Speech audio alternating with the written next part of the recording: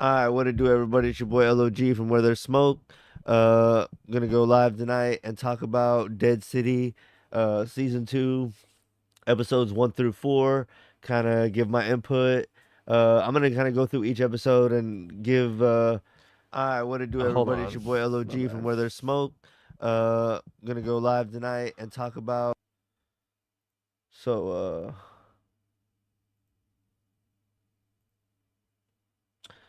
yeah, we're gonna be going over Dead City and talking about episodes 1 through 4.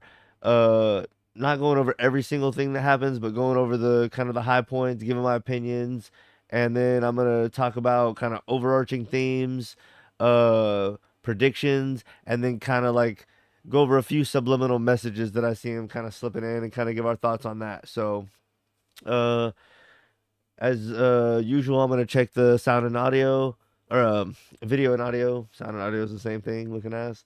And then we'll get into it. Let's see. YouTube was already sounding good because y'all could hear that coming through. Let's see. As yeah.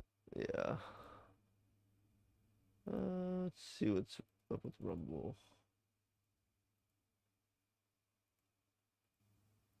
Check, check, check. As let's see what. Yeah, Rumble's good.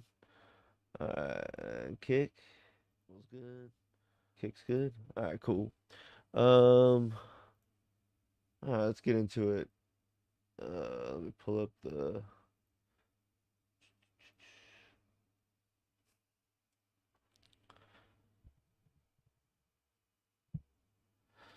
I was fucking around this weekend, and I accidentally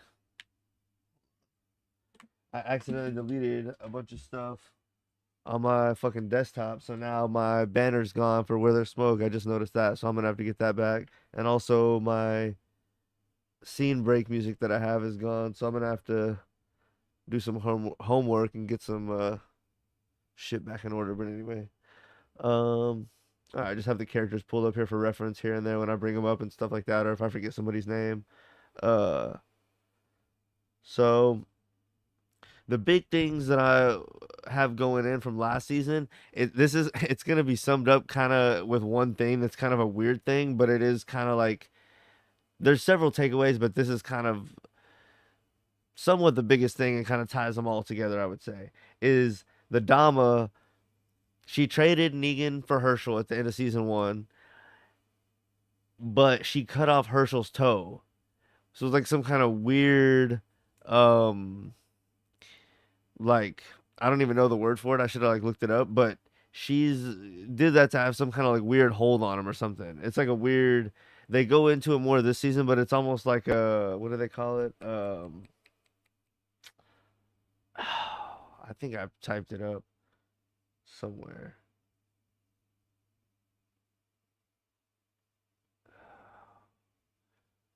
I'll get to it when I get to it. But yeah, anyway, she does. That's bugging me. The name for it. Anyway, she keeps his toe, and it's like a torture thing. But she also gives him like. We'll get into it when I'm reviewing the episodes. But Dama and Herschel have a weird relationship. In other words, um, doing a terrible job of describing that now. But as I get into the episodes and we're talking about the specifics, I have notes on it and stuff.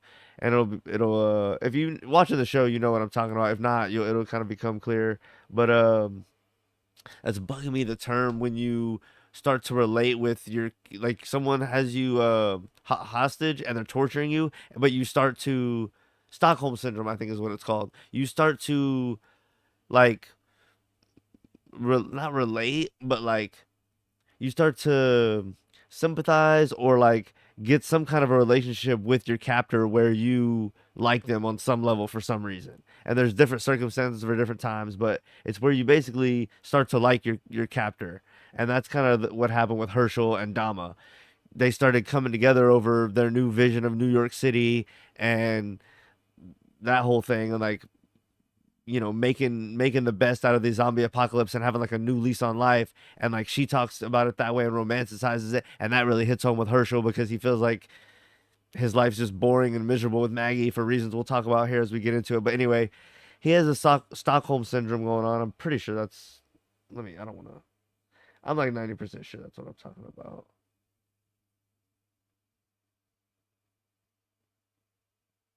Yeah, yeah. So he's got that big time, and the Dama like sent him home, but she still has his toe, and that was the whole thing at the end of the first season. Like she got Negan, which is what she wanted, but she tells Negan like, if you don't do what I want, I'll like I have no problem going back and torturing Herschel more, basically type of thing. So that's kind of like the end of the first season where it ended. Um, so the things I'm watching, kind of the first half. Spoiler warning if you haven't seen season two. I'm gonna start talking about that pretty heavily now.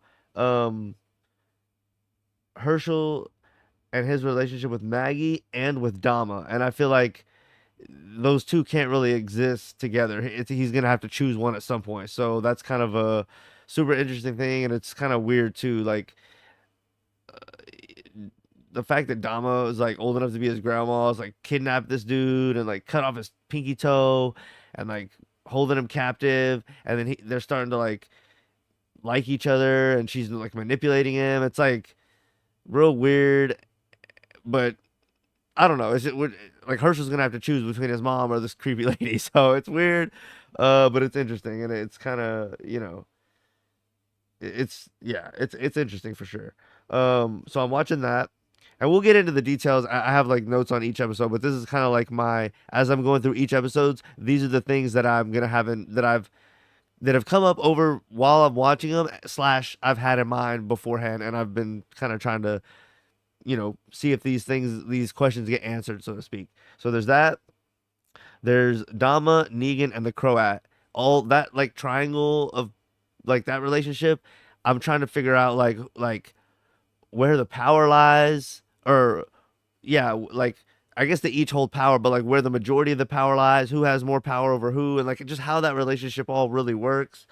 And I think because Negan like was brought to the Croat and Dama as a prisoner and traded to them, and they're kind of trying to like convince him to step into his role. It's like how much power does he really have, and like just how does the relationship work? And we'll talk more about that as I go through. Also, that's true with all these points. Uh, so there's Herschel's relationship with Maggie and Dama, Negan, and the Croat relationship. And I guess also I didn't have it written down, but Negan and Herschel's relationship, which is weird. Um, and I also didn't write this one down, but Maggie and Negan's relationship, Negan's overall arc, Maggie's arc, which I guess that kind of implies them exclusively, and what's their relationship between each other going to be. And then finally, my predictions for Bruegel, who is like the other main character that I haven't mentioned yet, but he's like the leader of one of the other groups that seems like he's going to be there's also another leader called Christos who seems to be like somewhat of a major character, but Bruegel seems like a big major character that something big is going to happen with. And he has already had some big stuff happen with him in the first half. So those are my things to watch for. And then, so let's get into it. I have notes on all the episodes. Um, so there may be some things that I didn't write down that I missed. This is not like a fill in for you watching the episodes, but this is just kind of like the highlights and stuff that I have like specific thoughts on.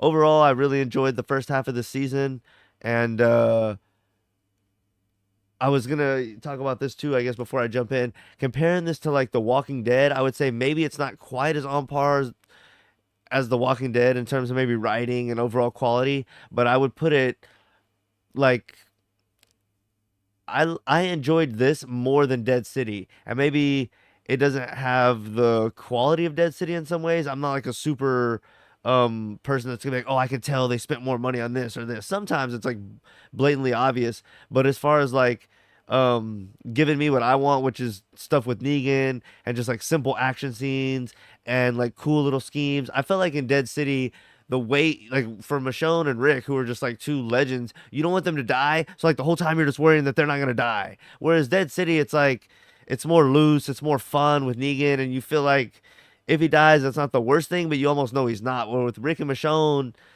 I mean, I guess you could be comfortable that they're not, but just because they're the quote unquote good guys and they're the ones we followed the whole time in Walking Dead, you really don't want them to die. So you're more, I was more worried about them not dying than really trying to appreciate how much money was spent on special effects and the writing. The writing was okay. I mean, Beale went out kind of quickly, but I guess the point I'm trying to get across is like I feel like Dead City is on the better side of like spin-offs, and it doesn't feel like something that's like way worse than Walking Dead and that like I can barely watch it. Like for me, it's keeping me entertained and it's more entertaining and I look forward to it more than The Ones Who Live. And what was the Daryl Dixon? I watched that a little bit, but the Dead City is just way more entertaining to me. So, I guess as far as I'm concerned, and I'm not like I said a huge one on like the quality and like really super analyzing that. I could, I guess, try to focus on it, but naturally I'm not. But I would say I'm enjoying Dead City the most out of the spinoffs, and I would say the quality doesn't really go way down. I would say from kind of a just like a novice perspective, I would say the quality's not way noticeably worse. Um, and I mean it's not The Walking Dead, but you don't watch it and think like, oh, this is bad. You don't think that, but there is one scene that's kind of like that, which I'll get into. But like by and large, it's on par with Walking Dead, I would say. So anyway, get that out of the way, kind of say that. But anyway, so episode one. It kind of opens with like a cool scene. If I remember correctly, they're like playing a nice little song that kind of has not a nice little song, but like a good tune that has like it gets the episode going, and then they have a big trash truck that's like going on the streets and looking really cool, and then it like kind of shifts over and it shows the methane operation, and it kind of sets the tone for the season, and kind of shows you what the season's gonna be about in the at least the first half, and probably the whole second season. If I said first season just then, it's my bad. Second season, episode one though. Uh, so, and then the opening scene, I guess not the opening scene, but the second scene, but the first scene with Maggie and Herschel. Uh, Herschel takes off his shoe and then he puts his sock like right back on. But Maggie's like shuffling through some stuff and trying to figure out some stuff that they're gonna clean out for him for whatever reason. And she like looks back, and it's you can't tell if she can you can't tell if she can tell or sees that he's missing his pinky toe. So they kind of play around with that. And then I don't know if I typed it up here, but there's a New York cap that's facing away from both of them that's facing the camera that she like touches like she's gonna clean it out and then she just leaves it there. So I don't know if that's obviously they're going to New York and that's like part of the whole show. So I don't know, it's just a nice little touch and I don't know if there's some symbolism to the fact that she like was gonna take it and clean it out and then left it. I don't know if that's symbolizing something. Um we'll see. Um And then I think it was actually right before this, even that I'm talking about, where they're in the room together when they're out hunting. Maggie sees a butterfly and or a moth right after she interacts with Herschel and Jenny. So I don't know what that's about. She sees a little moth and then she sees it again later. So I didn't really get what that was supposed to mean. Maybe if y'all know, y'all let me know in the comments. So then I have the thing about the New York cat. And then this is mentioned in a later episode, but they mention it here too when they're in the room with Herschel and Maggie. They're talking about a lightning bug story, and the kind of the significance of that is um, they always it's like a thing with them where they always talk about it and they always reference it back, but they're gonna talk about it in another episode, and she's gonna ask Herschel like. Do you remember that differently, really? Because like we always talk about it from my point of view, but did you actually remember that differently? And he says, "Yeah, I did." And that's kind of like um a tie into some other things that happen too to kind of show that there's a gap between the generations and like the people that were born after the apocalypse started and the ones who knew the old world, and that there's kind of a separation as would be expected, but it's hard when they're living in it to see it, but it really starts to show that, I guess. um and then so we have the scene with Maggie and them hunting, and then in the room back at their house, and then we see Negan and this fiddle guy, and at first you're kind of wondering if there's gonna be something bigger with this guy, but after spoiler warning, the first couple episodes, well, I think actually in this episode he dies, uh, so he's short lived. Um, I don't know if he dies in this episode or episode two. I think it's this episode. Anyway, I have it in my notes, but So we see Negan, the fiddle guy, Croat. Croat's kind of mad that Negan's not cooperating with him, and that's the thing. Up to this point, episode one, uh, the Croat is like he wants Negan to step into his big role, but he hasn't. And that's kind of irritating him. So it's just interesting to see how their relationship is and kind of what it's gonna be. Um, Negan the Croat, they go to see Dama, and let's see. I have in my notes that Maggie sees another butterfly after the Negan and Croat scene. So, like I said a minute ago, that she sees the moth twice. I don't know what that's really about, but if y'all picked up on that, y'all let me know. Uh, and then the new Babylon governor is introduced or reintroduced. I'm not sure if we already knew her, and um, a couple things. Spoiler warning: she dies in a later episode, and it's just like this. Like no, they give no fucks when she dies, and it's like it's almost like that character is not as important as she should be because for other real high up characters of communities before they're given more like you get to know them for a while, they're in more episodes, they do more things, and then they maybe die. But this person to be the leader of the whole thing and then to die that quickly, it raises a lot of questions. And like I really hadn't thought about this, but like who's in charge of New Babylon if the governor died, and who was in charge of sending the governor on a military mission? This is all just really, I don't know. Like I have both of those things in my notes, but it just begs the question of like who's in charge of New Babylon now that she's dead, and why would they be okay with sending her? That's just like so stupid. Um, and then I have here in the notes.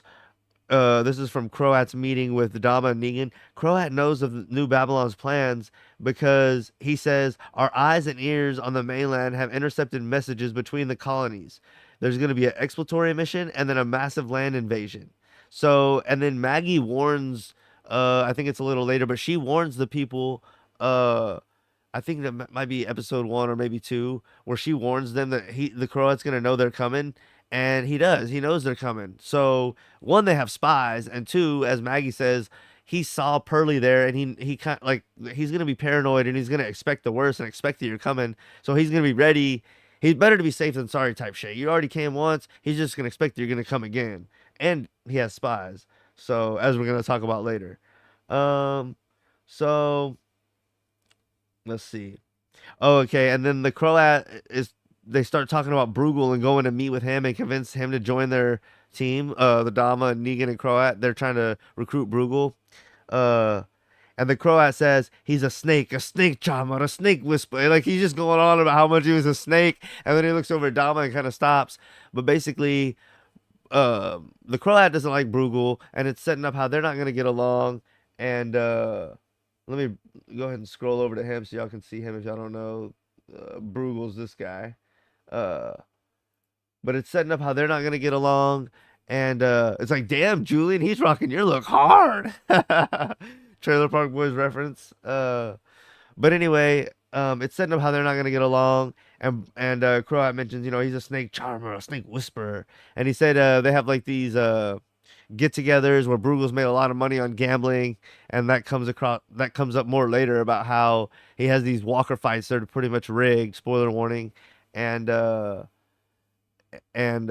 he's basically fucked over a bunch of people doing that. So anyway, we can already kind of get a look into who that character is. Um, Dama says her overtures have done all they can, but now she needs Negan to do his thing. So again, it's like they want Negan to like step into his role like he used to be and kind of be a leader and convince people to join their cause and that sort of thing. So it's interesting to see the dynamics of Dama, Negan, and Croat all even in this meeting, but throughout the first half of the season too. So then we have this reporter character introduced. What is his name? Uh this guy, Benjamin. We see like just kind of back at Maggie's home. I believe it's the Bricks, but I'm not sure if that's the location they are. But it's the New Babylon place wherever they are.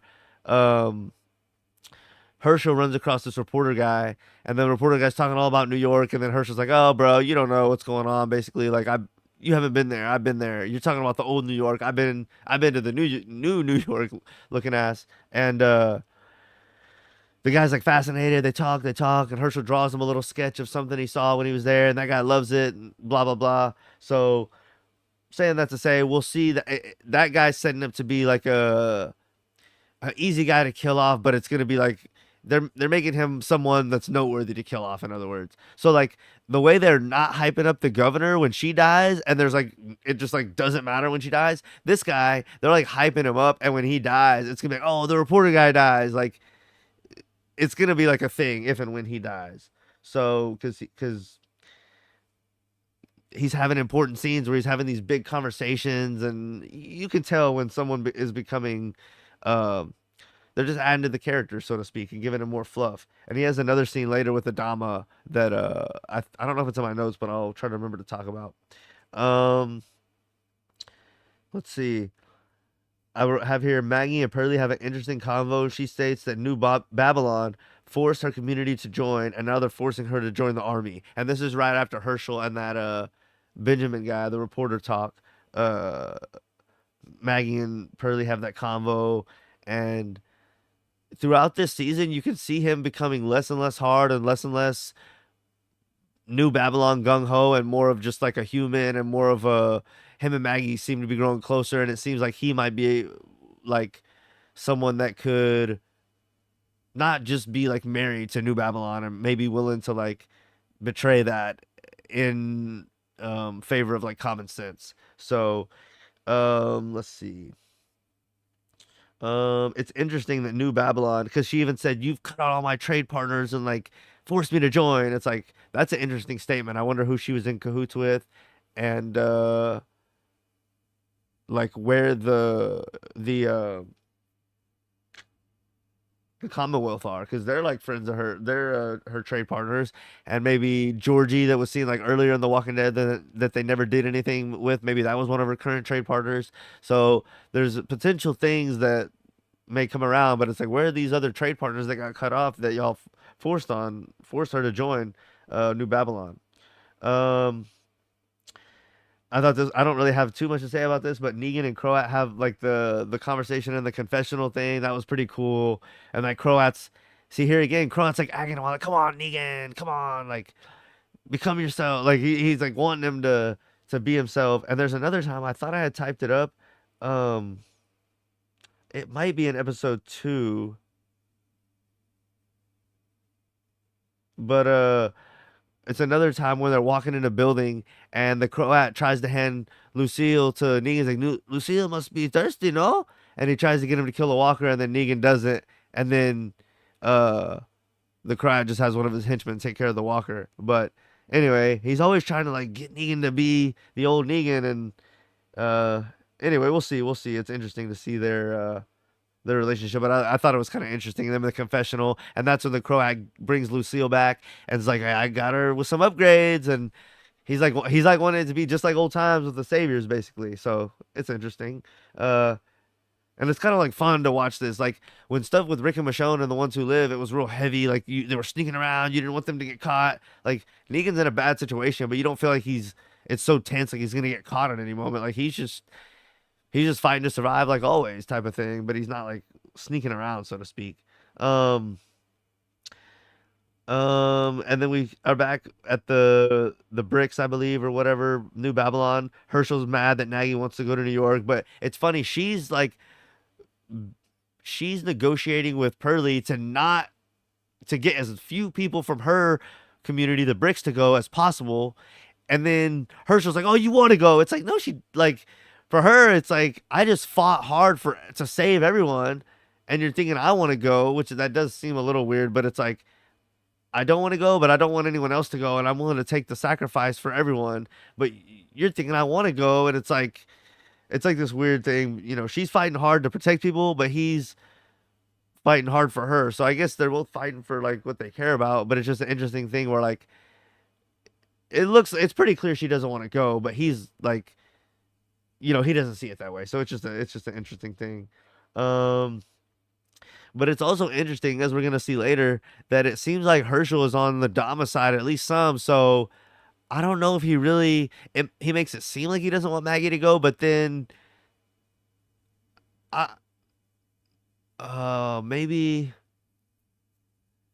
he's gonna have to do something like betray New Babylon, but and that's why he doesn't want Maggie to go because he doesn't want to have to betray them while she's there. That's what I think. Because I was thinking for a while, does he? Because like for a while, I was.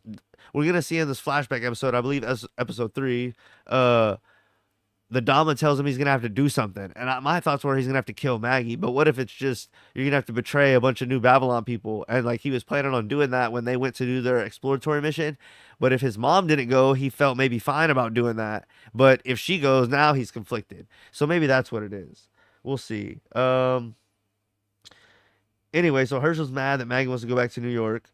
I have in my notes, or is he? Because I just wasn't sure if he's on Dama's side, if he's on Maggie's side, if he is on both of their sides. I don't know. It's kind of there's several scenes that make you wonder in this first half of the season where Herschel's head's at. So we'll get into that more the further the episodes we get into. But that's just a thought that occurred to me. Maybe he wants to help the Dama, but he also wants to protect his mama, looking ass.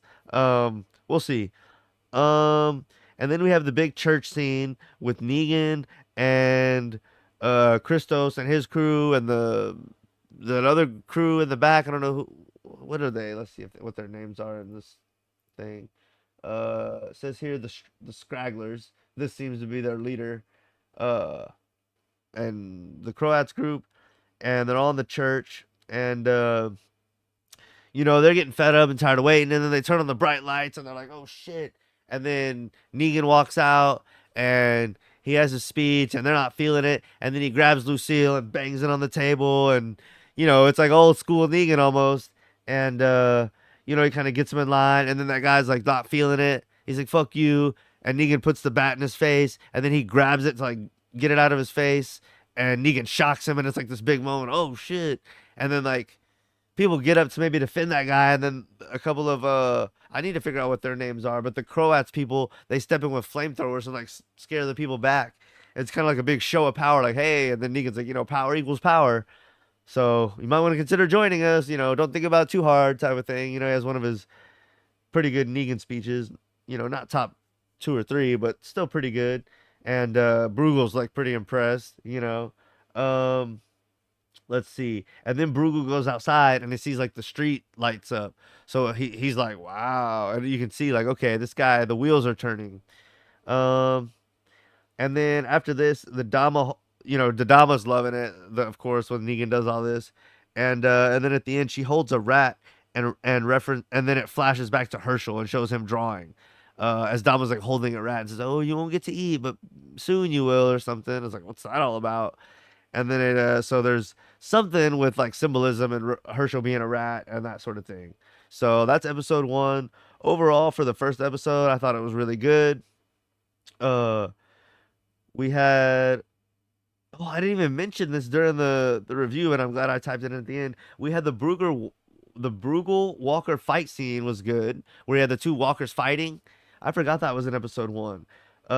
We also have the Maggie and Jenny Walker fight scene where they're both like, Maggie's gonna have to prove that she's worth 20 people to go in the army, and so they have her fight a bunch of walkers, and then Jenny wants to join too, even though Maggie doesn't want her to, and so together they take on about 20 walkers, and I think the final one is killed by the sheriff character, but that was a good scene. And so yeah, there's more action than I really remembered. And I watched each episode twice on the rewatch. That's what I wrote down. Like, there's more action and things going on because I didn't even type that in my notes. But then when I typed my notes of what happened, or like kind of what I wanted to touch on, and then I thought, okay, what is there? Just looking back at the episode as a whole, what were the highlights? And then I'm like, oh my god, there was a Walker fight scene. There was a Maggie and Jenny Walker fight scene. So really good action for a first episode. Really, really good. We had the Negan speech. I mean, you can't get much more action than that. The Negan speech, and then the Walker fight scene with Bruegel, which wasn't like a crazy long, crazy good one, but it was something. It was good. And then you have the Maggie and Jenny Walker fight scene, which was pretty good. And what I'll say about that one is, was that as good as like old Walking Dead? I have to say it almost was. Like, you got to see most of the Walker kills. It didn't seem like bullshit. It seemed like stuff that could really happen.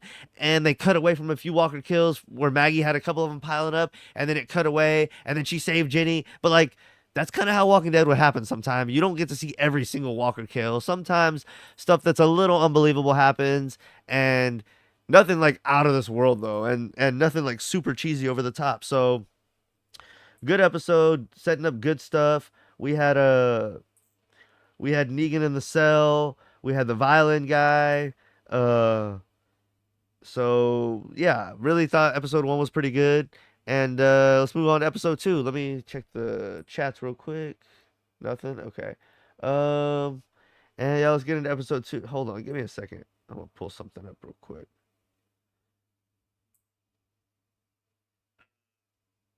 Cool, cool. Okay, just so I can see the stream while I'm going. Do it like that. Okay. Yeah.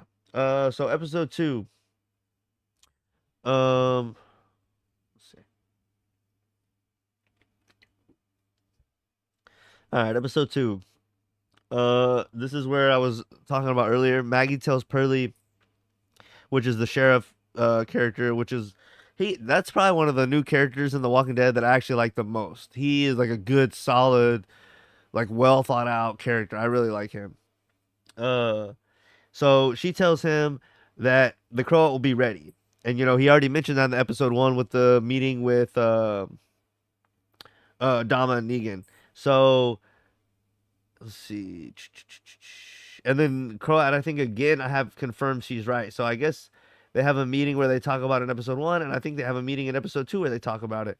Uh, yeah, they do. They do. When you're watching, it doesn't seem like they're overdoing it though with the meetings and stuff. So it seems like it now that I'm talking about it, but when you're watching it, it seems like normal. So anyway, Maggie tells Pearlie they'll be ready, and I don't remember what his really reaction was. He usually seems to agree with her, and he usually says that she's right. And then the Croat confirms she's right when he's in his meeting with Dama and Negan. Um, I have here, which I've said a couple times, but it's super interesting. It's hard to gauge Croat and Negan's relationship.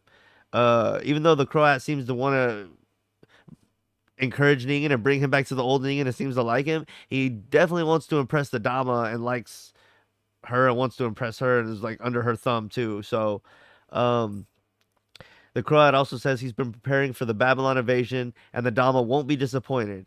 And he's not wrong. He does well with their invasion. I have here in my notes. I can't remember if Maggie knows that Jenny knows that Negan killed her dad. So I know at the very end of last season, Negan told Jenny, "I killed your dad to like get her to get the hell out of the city for her own safety." Um, uh, but I don't know if Maggie knows that. I know Maggie knows that Negan killed her dad, but I don't know if she knows Jenny knows that.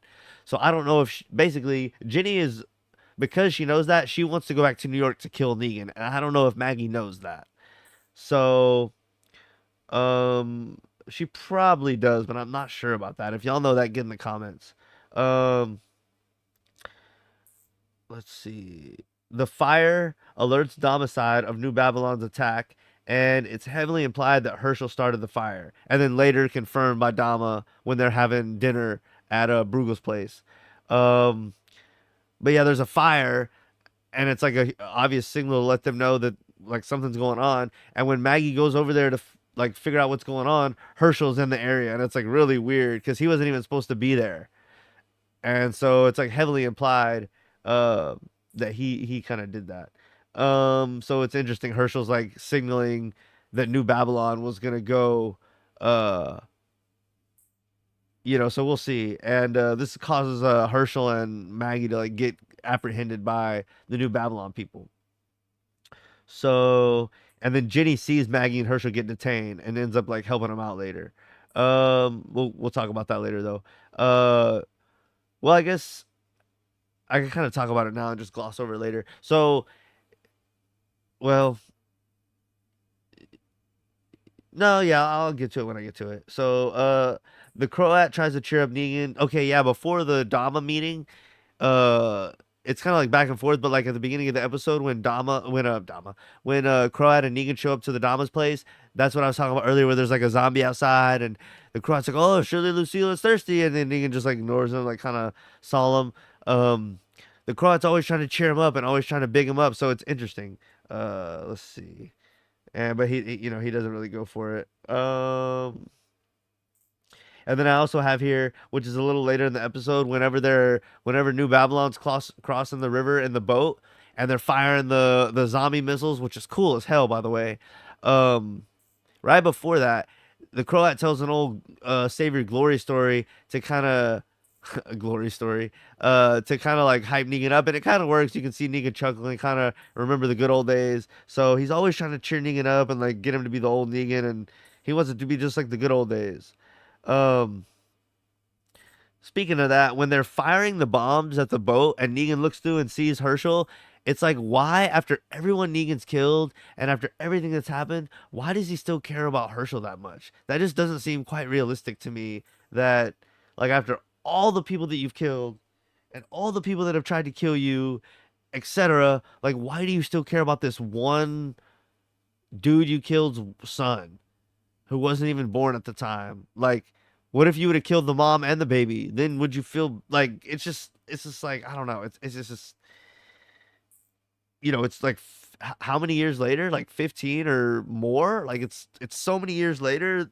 I just can't believe that he still cares that much. Um. Anyway, it's the show. Uh. And while the boats are under attack, so New Babylon, like I said, I have kind of the highlights and points I want to touch on. I'm not gonna detail every single thing that happens in the episode, but as New Babylon's crossing the river, um, and there's bombs in the water, and then once they anchor to stop hitting the bombs in the water, they start shooting zombies filled up with the methane at the ship as bombs, which is cool as hell, by the way. I think I was just gonna gloss over that fact, but anyway, that was a really cool part of the episode. Um, at that time, because Maggie and Herschel were like arrested as deserters or whatever, they're like locked up on the ship, and they're basically gonna go down with the ship. But Jenny like grabs some maintenance bags and goes down there with a hacksaw and like cuts the handcuffs off so that they can escape with the rest of the people who are fleeing the ship.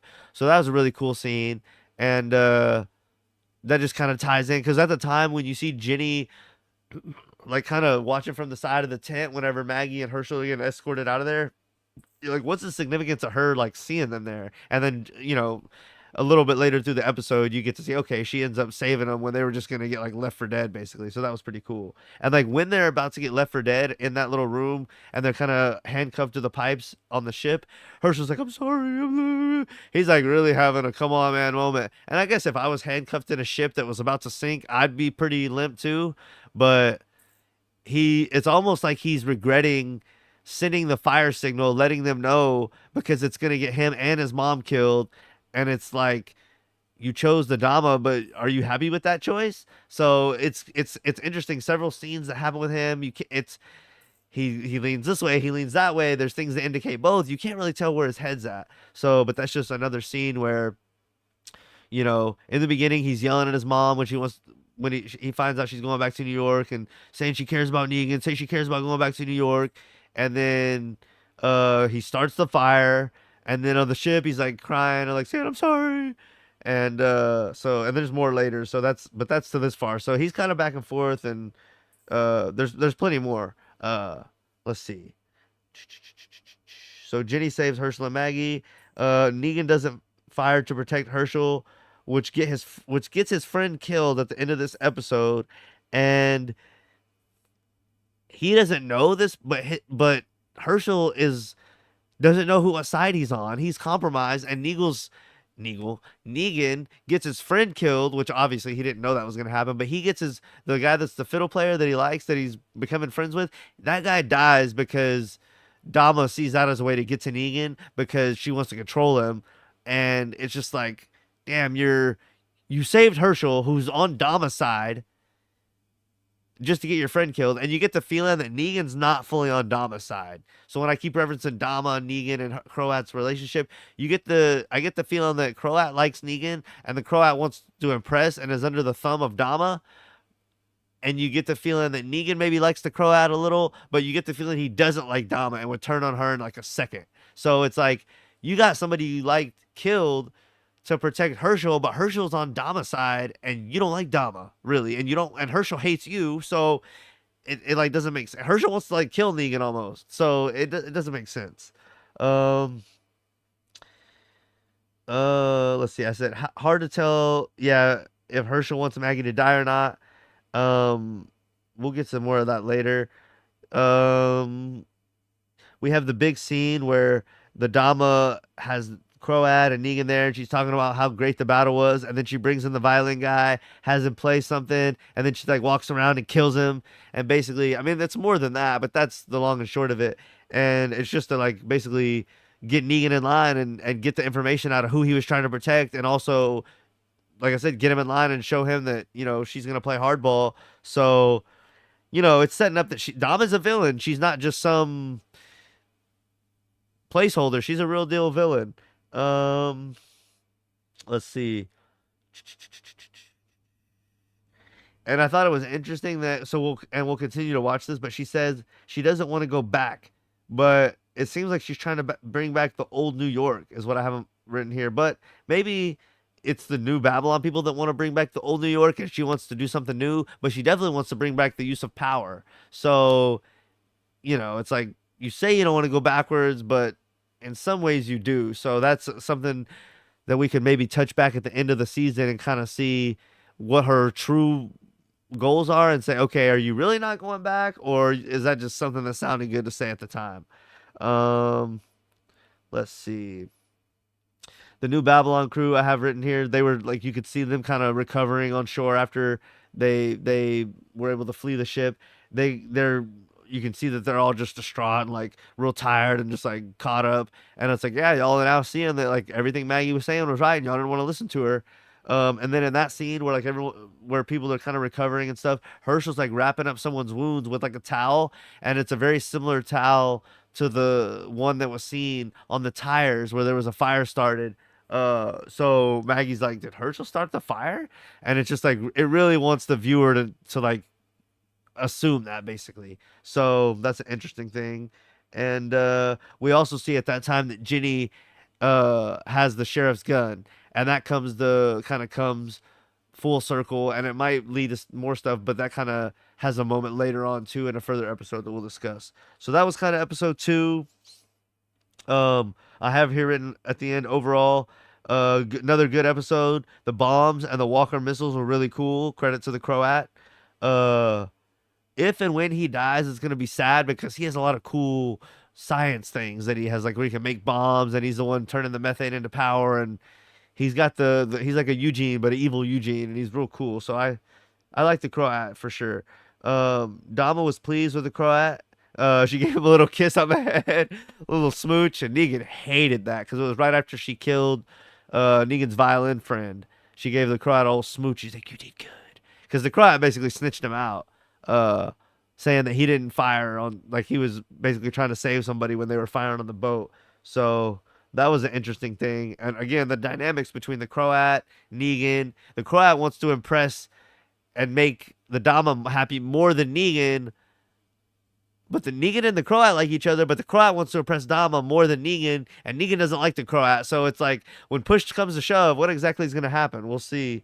Um, and then Maggie punching the girl sheriff Nervias was an exciting scene, and that's when she was like, "Yeah, we're gonna apprehend Herschel too, because he's whatever, he's in this too." And she like punched her, and that was just a good scene and all, and that got them arrested, of course. So I had written down that was a good scene, and through the first like several episodes, all 4 pretty much, you can see that I believe I'm saying that right, Nervias, her and Maggie are at odds, and that just makes for some good content and good TV, and so that we have that.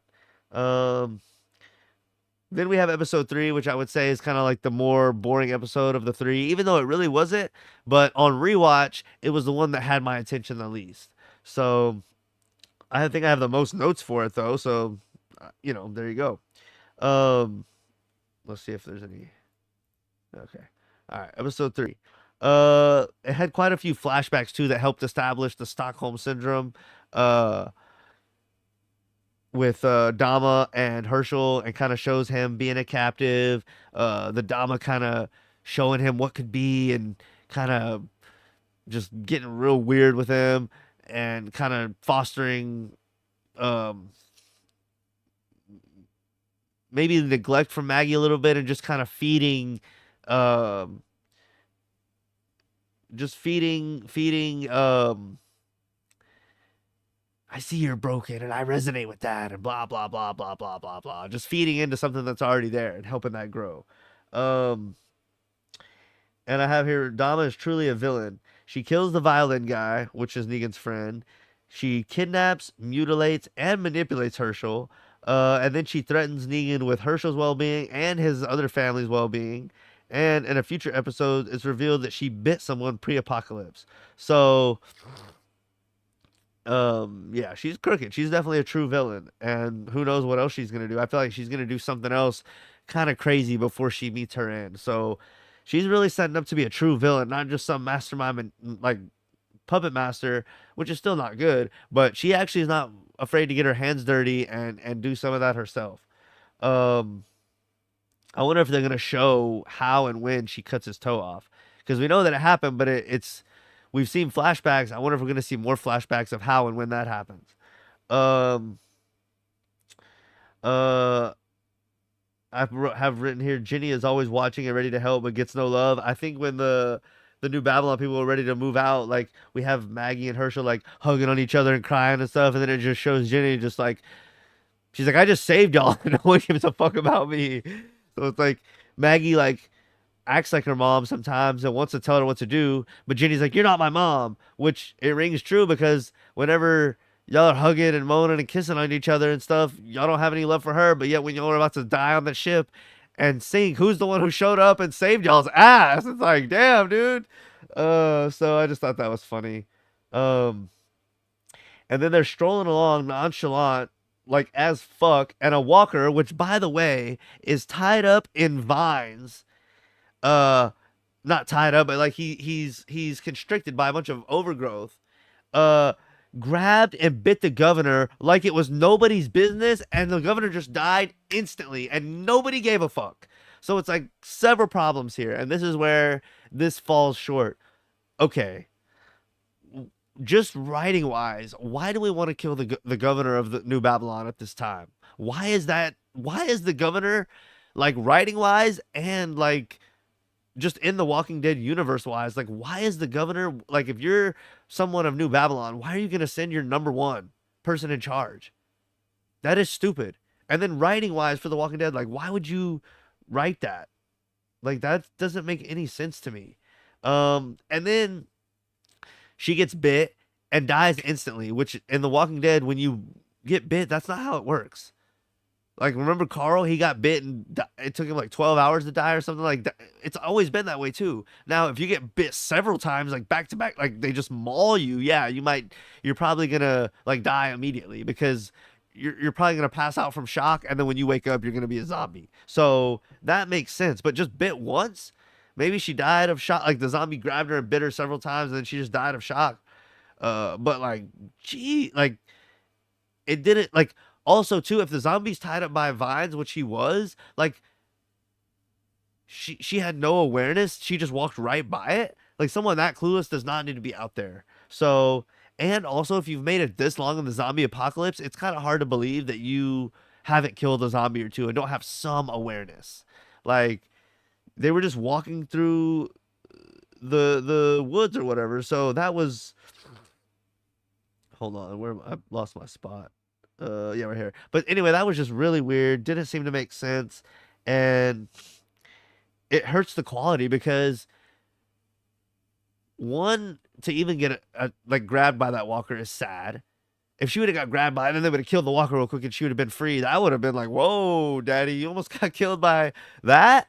Like that would have been more believable. And then if that happened again, it'd be like, okay, she's an idiot. We saw it almost happen once, and then it happened, and that would have been cool because it would have showed a pattern. Okay, this lady's stupid and doesn't know what she's doing, and she shouldn't be out here, which I guess is true. But like the first walker you walk by, you just die. It's like, damn, sister, you should not be out here. Um, but anyway, so it's weird on so many levels, and then like nobody seems to give a fuck. Like it's just not a big deal when she dies. Nobody's comments on it. Nobody says anything. Nobody's like the governor. Like what are we gonna do? Like nobody says anything about it. So this is one part out of all the things that have gone on so far. And like I say, um I'm a novice. So I'm not one of these persons that's super artistic and gonna say, hey, the writing's bad here, and they which I should be able to, but I'm being honest, I'm not. Or this plot line doesn't really line up as good as it should. Or in the old Walking Dead, they would have it better. But there were things there were certain plot lines they abandoned back in, and there were back then, and there were certain things that maybe didn't quite add up all the time. So it wasn't foolproof, the old show. So, but this is one spot that I would say stands out to even a novice. That like, why do you bring the governor? Why does she die so quickly? And so easily, and then just one bite takes her out. Like that's not how Walking Dead goes. And then no one cares. No one mentions it. It's not a big deal. And it's like, hopefully it gets mentioned going forward. But like, it would be a big deal if the governor who runs New Babylon, got killed. Like, what the hell? So this is one of the biggest things that stands out to me in this first half. That's like a what the hell moment. That doesn't add up. That's not good writing. And just like, not only would it be maybe bad writing if you had killed her off, it's not just bad writing that you killed her off. It's the way it happened is bad. It's like just like I said, someone that has survived in the apocalypse this long dies that easily, and she's the governor. So why would you even send her out? Like, I need more. Something that just too many things about that stink. Um, and then for no one to mention it, it's like, okay, this is weird. Um, I don't know. And Pearlie literally says, I have quoted here, let's keep moving. That's all that is said. It's like, what? The person in charge of y'all's whole thing dies. Like, yep, let's keep moving. It's like, wow. This is like, um, it would have been like stupid in the Walking Dead universe if that happened, but then they said, "Oh my God, what are we gonna do? The governor died." But like, it's bad writing because you didn't even have the people react. So it's bad strategy in the Walking Dead universe of New Babylon. Like, that's dumb for y'all to send your leader. But it's also bad writing for you to like make no one care and make the walker bite, kill them instantly. Like, I could go back and watch it again, but it doesn't really show it too clearly, I don't think. But like, if she's gonna die instantly, she needs to get bit several times, basically get mauled. Because then later you have the big tall black dude that Negan's with gets mauled by multiple walkers, which he should be dead instantly. And then he survives short term after that. So it's like she gets bit once and dies instantly. The taller black dude gets mauled, and I mean has to be bitten at least 3 to 5 times, if not more.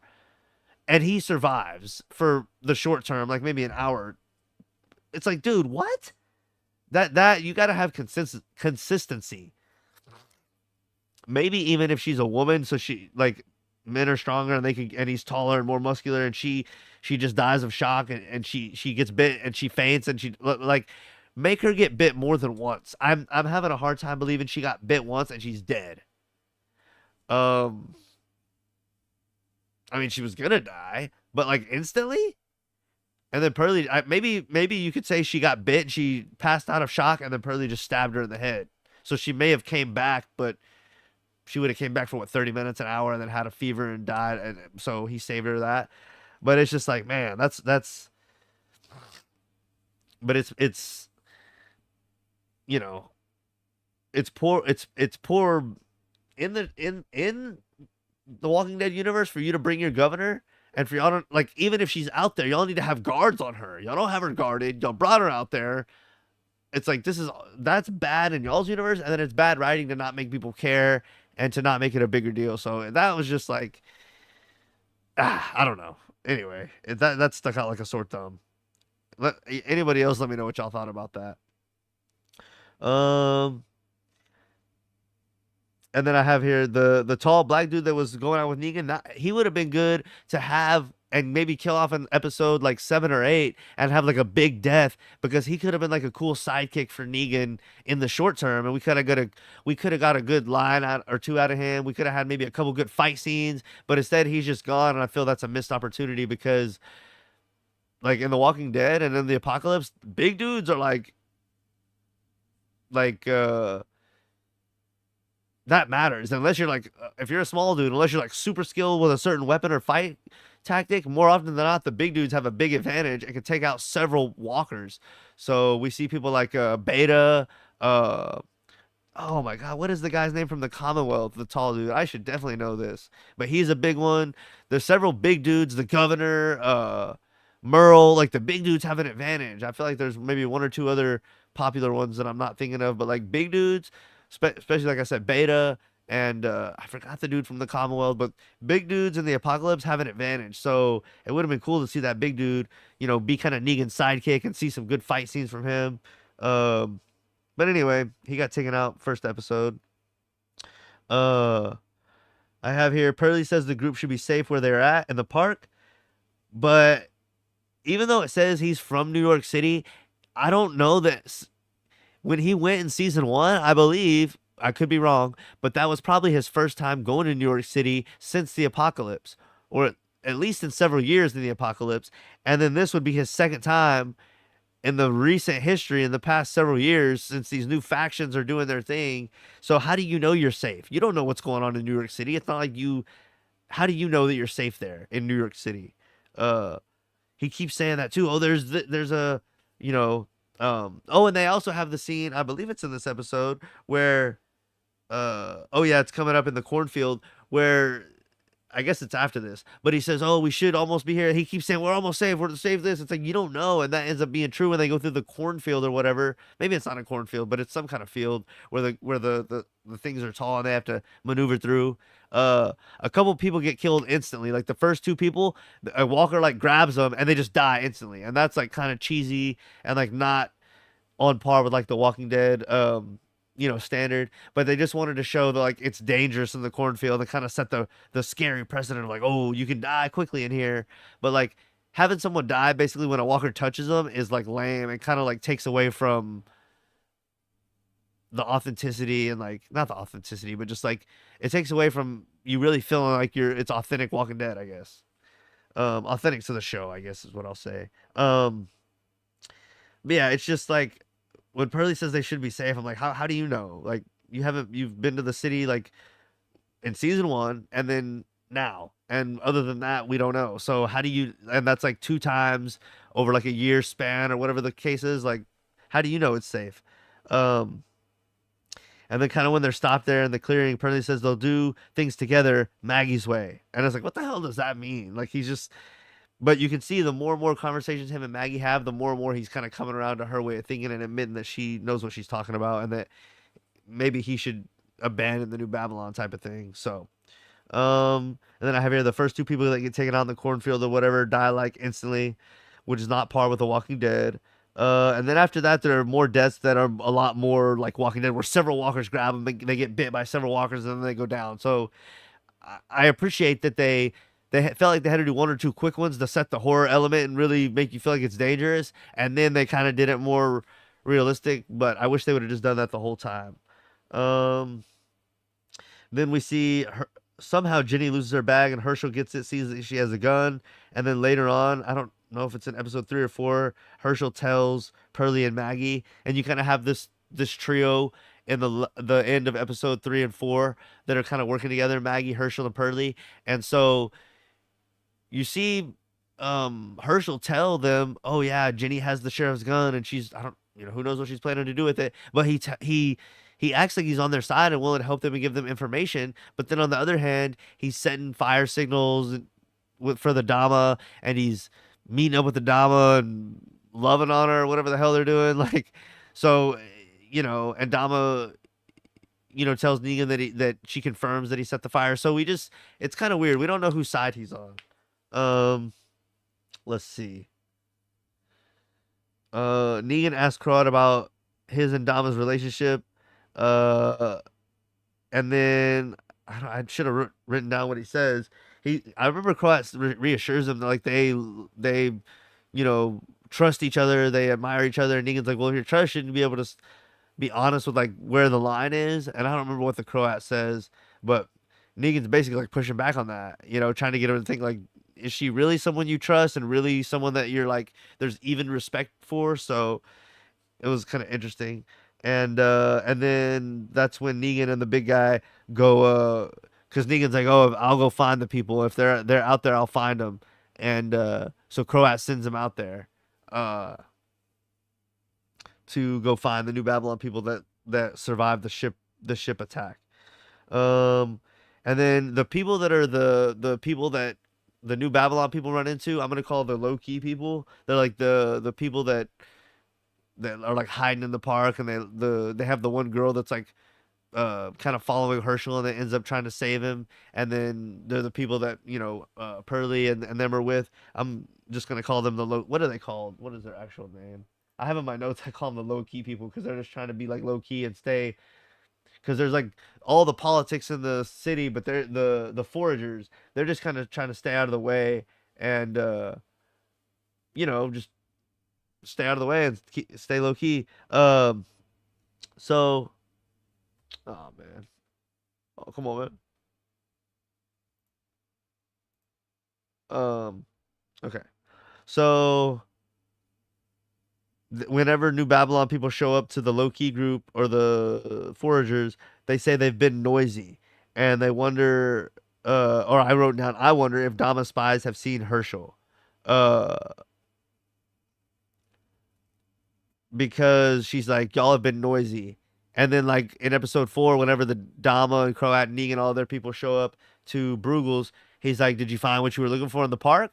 Almost like, I know that like everybody knows what everybody's business. Everyone has spies and is like keeping track of everybody else. So but the low key group, they're like, something about we knew you're here. Like y'all been noisy. Like everyone in the city knows you're here because like we all like we're all so in tune with what's going on here, and we know how to move in silence. When somebody from the outside comes in and does something, we all know it because we're all in, like we're so close. We are all in tune with each other, and we all know what's going. Like we just know the groups around here, and y'all aren't from here, so when y'all come in, we know. So I just thought that was interesting, and that gets mentioned here when they say they've been noisy, and then in episode 2 and or 4 when Bruegel asked Dama and them, "Oh, did you find what you were looking for in the park?"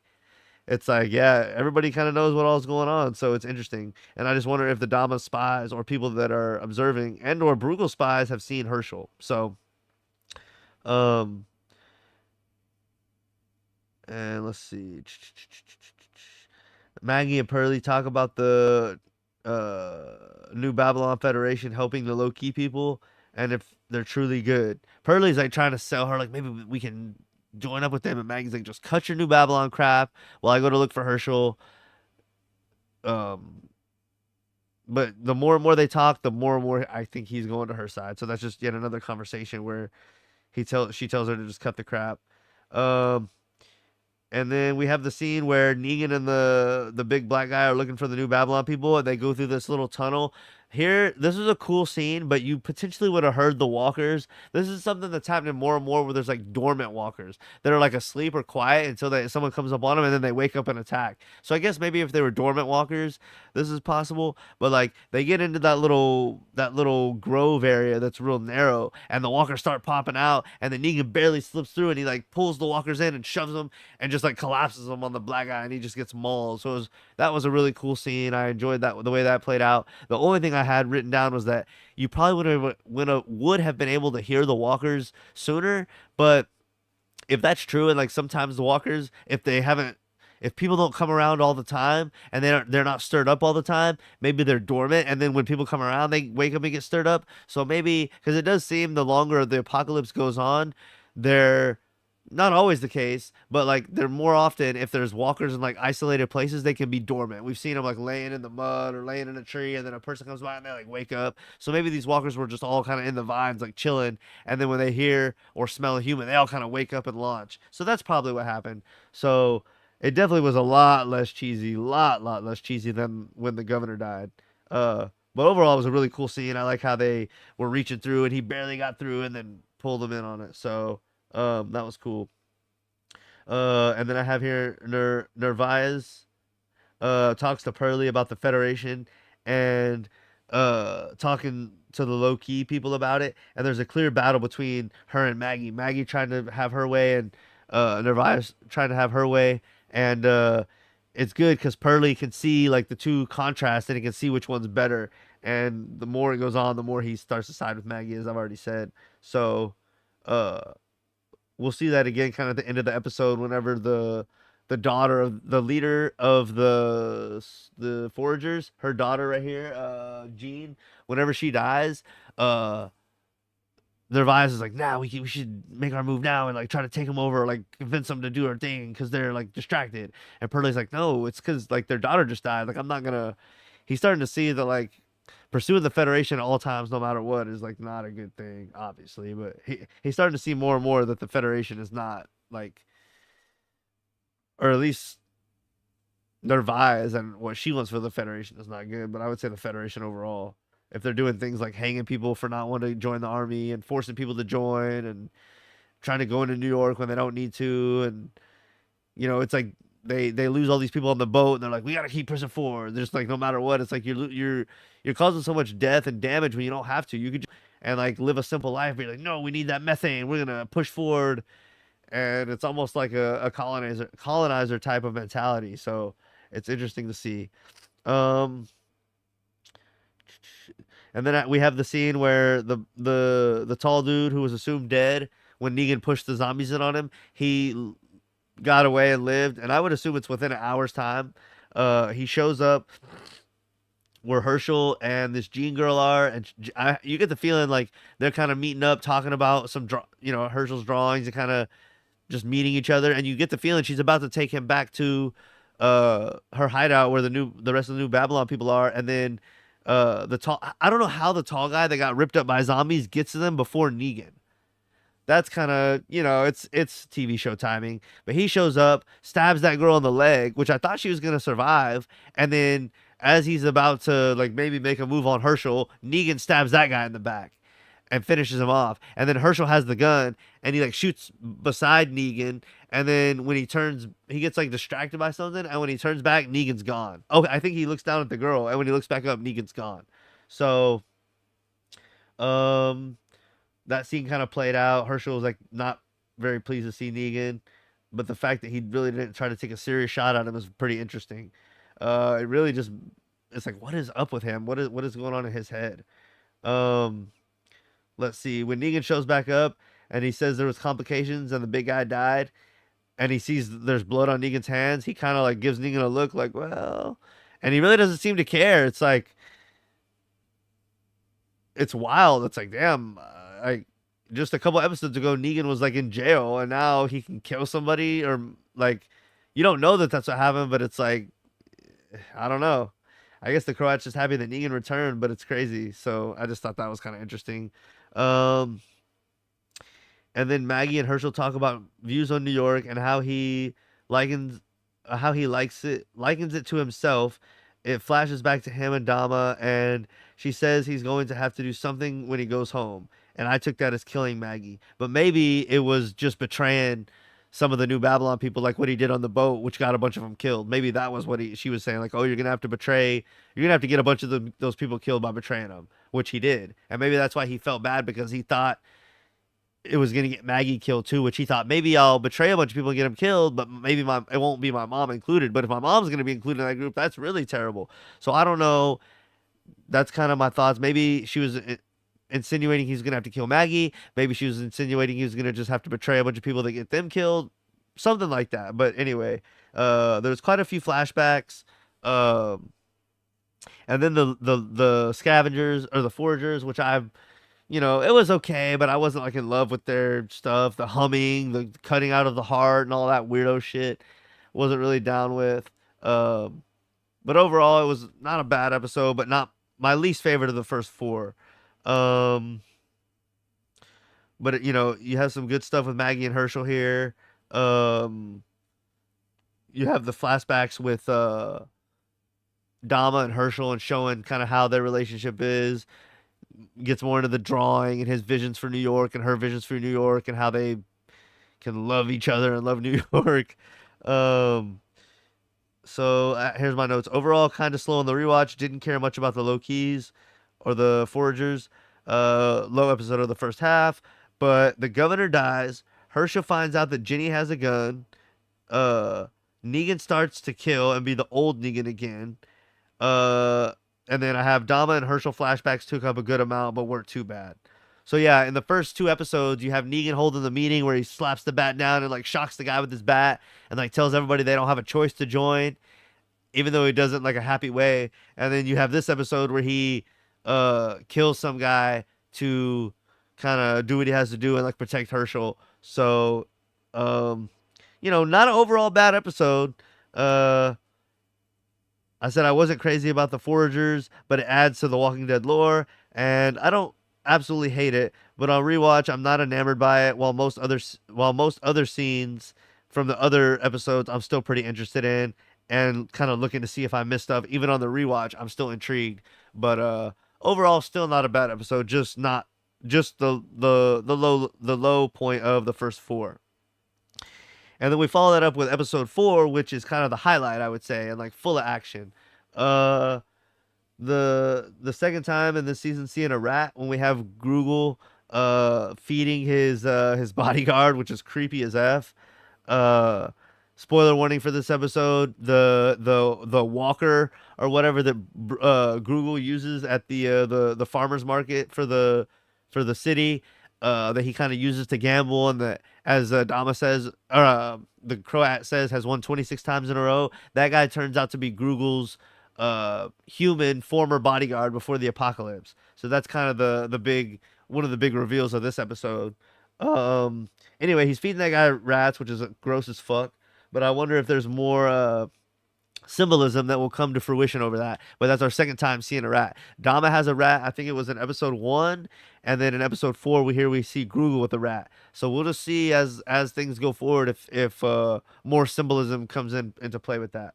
And then he's talking to his bodyguard. He's almost like talking to himself because this guy is like mentally like gone. But Grugel's like kind of talking to his bodyguard, but kind of at the same time like talking to himself and kind of talking about the methane, how impressed he was by it, and like all the possibilities if he gets his hands on it and that sort of thing. So that's obviously going to be a storyline in the second half of the season. The Dama and them have the methane, and Grugel wants to get his hands on it. And then obviously New Babylon invading. So a lot going on. I'm really enjoying Dead City, the second season. And the first season was all about Herschel and what was going on with him and getting him back, and Negan and getting it going. And season two, we have the New York people battling amongst each other, and then also battling outside forces. So I'm really intrigued and really enjoying it. But anyway, let's continue with this episode for kind of my notes on it. Again, this is not to replace watching the episodes or to give you details of every single thing that happens. This is kind of the things that I found noteworthy to mention in sort of a conversation or a review, and things that are worth talking about or discussing. Not necessarily everything, and like some important points, like the one episode, I wasn't even going to talk about the boat crossing the river scene and the zombie missiles attacking it, even though that was like a really cool scene and really big scene. I just want to hit on like the things that have really good discussion topics and like dynamics that are interesting, not as much like a regular episode review where you're just talking about like overall enjoyment of the episode and like cool things that happen. But I try to mention those at the end when I talk about like my overall notes. Anyway, let's see. Overall really enjoying the first half of the season though. Let's see. So we have the Grugel talking to his bodyguard about the methane and all that, and then we have Dama, Croat, and Negan talk. But man, when I'm talking about it, they have so many meetings, almost like one per episode. But when you're watching the show, it doesn't seem like cheesy or overkill or lame. Like, oh, they're having another meeting. It's like it all seems like good. Like this shit, I enjoy. Anyway, they're having another meeting. Dama, Croat, and Negan. They talk before their meeting with Grugel, and I think this is in the car. Or maybe it's not. No, I think it is in the car. Croat says he has a gift for determining weaknesses and exploiting it, but Dama tells him to play nice. Basically, like, don't try to, like, this is not our enemy that we're going to meet up with and have like a real tense negotiation. Like, this is supposed to be someone we're trying to align with, and we're supposed to be schmoozing and boozing them, not like trying to get their weaknesses and exploit it. Maybe find out how they operate and appeal to, like, if they like jokes, appeal to their jokes, or try to think of a good joke that you can impress them with, or if they like gifts, get them a gift. Like, find out what they like and appeal to them, not like find their weakness. Like, he's thinking about it all wrong. And then after they get out of the car, they kind of separate for a second. Dama tells Negan to basically help control things and like don't let the Croat like fuck it up and ruin it. Then we have Pearlie, Maggie, and Herschel talk about an eating Negan sighting. Then Maggie tells Pearlie Negan killed her husband. And then I put in my notes, I don't know if he already knew that or not, but now he does. And this is also, excuse me, hold on.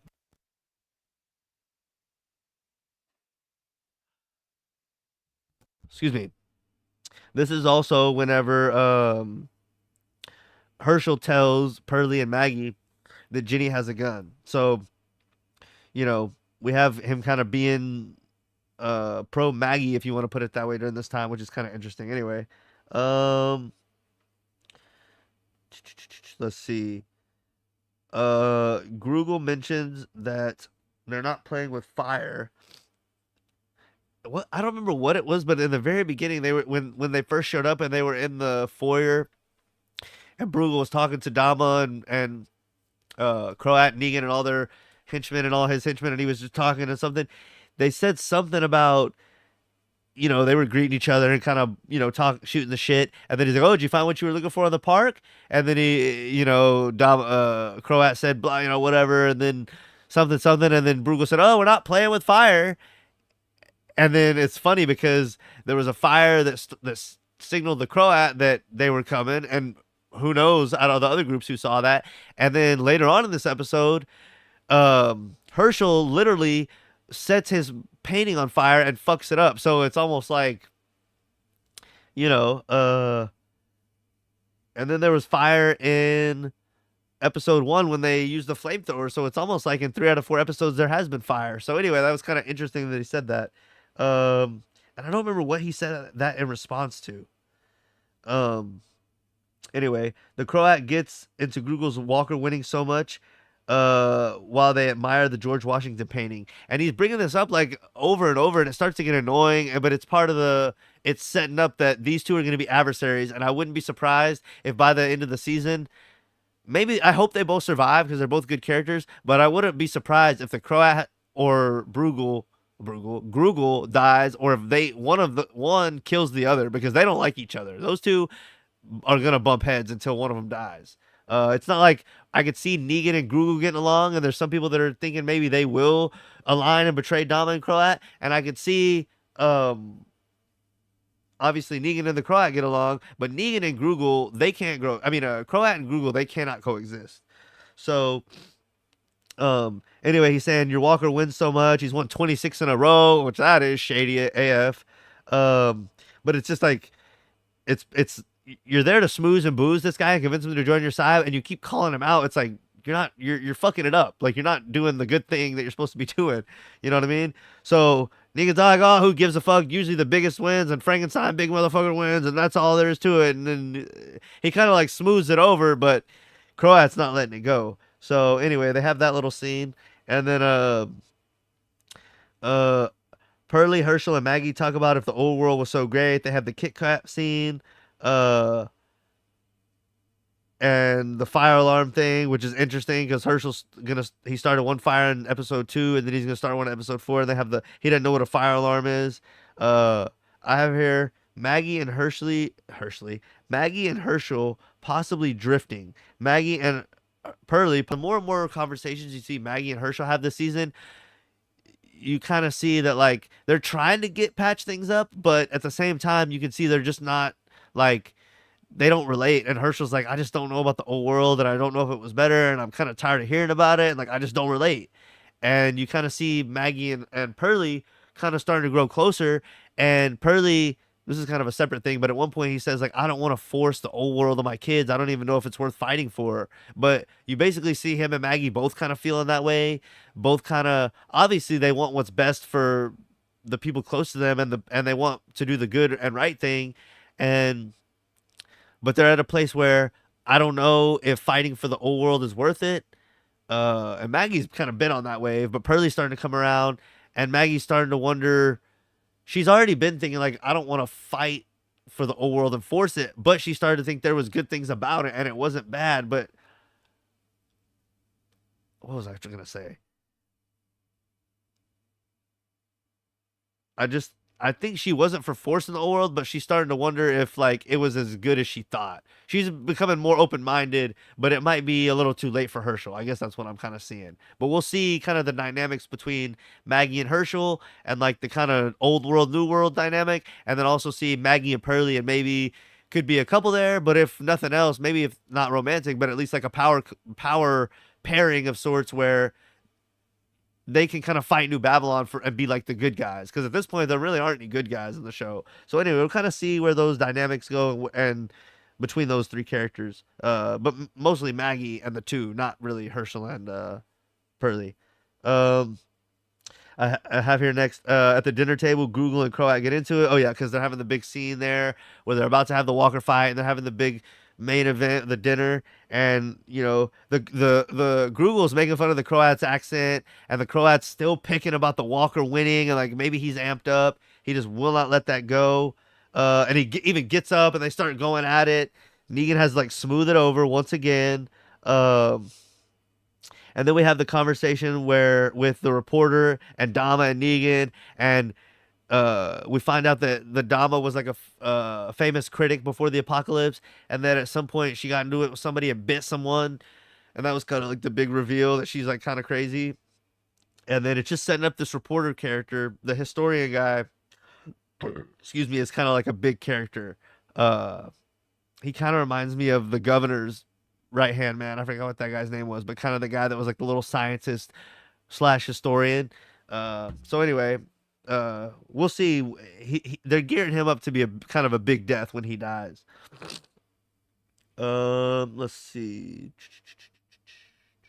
Oh, and she lets Negan know that Herschel signaled them that New Babylon was coming and that he's on her side. So that was huge conversation between Dama and Negan, and it makes me wonder when she found out that Herschel was, I guess she's always known he's working for them, but when she found out he was back in the city, or if she always knew because she told them to do that.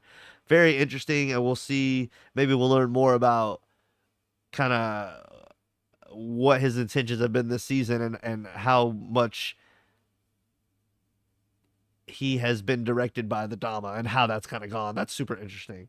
So that was revealed at the dinner table as well. Um, and then Maggie tells Pearlie she's always scared, kind of her opening up to him on a real way that I haven't seen her open up to anyone else. And then Pearlie says he thought about abandoning the New Babylon after he came back from New York, and he says he's the one starting to consider more, because he's been the one that's going to fight for the old world back, fight to bring the old world back. And he's like, maybe now I'm wondering, like, is it even worth fighting for? And am I forcing something on my kids that they don't even want? And the sacrifice is not, like, it's not worth losing any people for. Like, even if we didn't lose anybody, I don't know if it's worth, but it's definitely not worth losing people for. So he's starting to wonder, this is not worth fighting for. And I don't know if my daughters even care about it. And the other kids, he's like, the future, I don't know if they care about it. So it's kind of interesting to see that perspective. And I think Maggie was always about not forcing it, not really fighting for it, but I think she would say there were good things about it and it was good, but maybe I don't think she would ever totally abandon that, but maybe she's starting to question it a little more, versus maybe it's not the good old glory days that are, maybe it was better, but maybe it wasn't all sunshine and rainbows, and there's positive at this new time too. Maybe she's becoming more open to that. I think she just doesn't want to lose her son, but we'll see what happens. But yeah, I thought that was interesting. She opens up to him, and then they're being open with each other, and I thought that was a cool scene. And then we have Nervaez confronts Jenny about the gun, and I thought she was gonna apprehend her and like just be the same old hard ass as always, but she actually gives her the gun back and like encourages her, because she's like, oh, if Negan killed your dad and like you want to get revenge and get justice, I'm actually with that. So I thought that was an interesting scene, and maybe there's an alliance there that'll help try to take Negan down. So that's interesting, and I definitely is not how I thought that was gonna go, but I liked how they wrote it, and I like that. So any of the stuff I touch on, any of these points or interesting things, y'all leave y'all's comments on, of course. I got several more notes on episode 4, and then we'll kind of get into my overall thoughts for the season, predictions, and threads throughout, and kind of what I'm watching for. But any of the topics I'm touching on, y'all get in the comments, or if there's something big that's just something really cool, or like a thread or anything like that, or a theory that I missed, comment that as well. Let's see. Then I have the Croat insults Grugel, saying he's cheating with the Walker. Kind of was talking about that earlier. Negan smooths it over by proposing a deal, another battle. He says, "We'll pick a Walker to go up against your big guy. If you win, we'll give you the methane. We'll give you the access to some of the methane like you want if you join us," which he was already leaning towards joining them. That's apparent. Or if our Walker wins, you join us, no methane. They agree to the deal. And obviously, it's leaning towards Grugel because he has a Walker that's been winning. He's won 27 times in a row after that battle. Um, and Negan has a plan. He's not just going into this totally blind. I think Negan the whole time is like, I'm either gonna cheat and or I'm gonna find out how he's cheating. I think Negan was thinking that the whole time. So like whenever he bargains the methane over a Walker battle, the Croat and Dom are like, "What the fuck are you doing?" But I think the whole time Negan has a plan. Come on now. I mean, come on. Like, come on, man. It's like you think Negan's gonna go in there and just like gamble. Um, but I guess it kind of confirmed yet again that he is really on the Croat and the Dama side, seemingly. We'll get into that a little bit more later. Let's see. Here we have Herschel tells the lightning bug story from the previous episode because Maggie asked him again. Is like that's like a story we always have fun remembering and looking back on from our times together, and something that we have together that like is part of our bond and that we always reminisce over. But do you even remember it the same way I do? And he's like, no, I remember it this way. And it just goes to show kind of the divide between the youth and the older people, and kind of maybe as a whole, but specifically that relationship with Maggie and Herschel. So that's interesting. And then Pearlie, Herschel, and Maggie start tracking Negan and enter Grugel's compound. And this is where the episode really heats up. So as I said earlier, you kind of have the Pearlie, Herschel, and Maggie trio kind of working together at the end of episode 3 and start of episode 4. I guess mainly episode 4. But anyway, they see Negan and they start they get inside Grugel's compound, and which it doesn't. You would think there'd be security, but maybe with the building being so big and Grugel does, you get the feeling that these New York gangs, they're maybe 30 to 50 to 75 deep tops, but they can't guard every single thing. But that is kind of scary if you can't be that secure that people can just sneak in without really having to get by a guard or anything. But anyway, it doesn't really show how they get in, but they do. I have misspelled Walker battle. The Walker battle is about to start when there's a big distraction, and that's when Herschel pushes the candles and gets the George Washington painting on fire. And so that whole thing happens. That's another thing where Grugel didn't really seem to get quite mad. They didn't even acknowledge that happened. So that's a weird thing. That didn't really. That's probably the second other thing of this half that the governor dying didn't really get played out, was not really played out the way it should be, and then Grugel not really getting mad or wondering who the fuck burnt his painting. That's another thing that really doesn't make sense. He would have been pissed and demanded, like, something would have gone on from that. So that's another thing.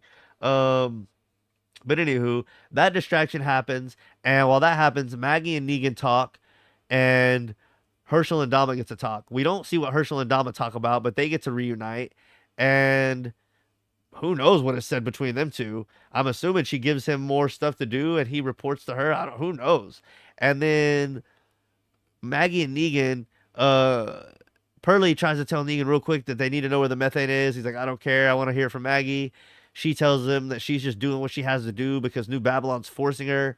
And I'm surprised Negan helps her, because if it was just to help Maggie, I could see it. But like, for one, it is weird that he still cares about Maggie and Herschel this many years after killing Glenn.